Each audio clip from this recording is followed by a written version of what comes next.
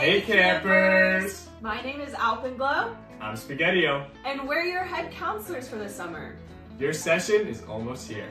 And we've got some things that you might want to pack this summer for camp.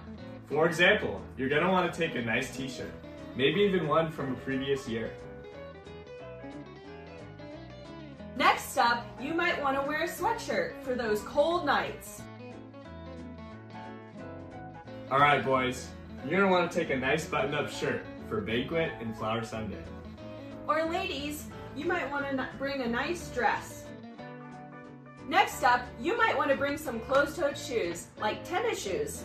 You can also take some Crocs. They're a nice slip-on option. You're going to need some sun protection as well. Make sure to take a nice hat. Or a ball cap. And, for sure, some sunscreen.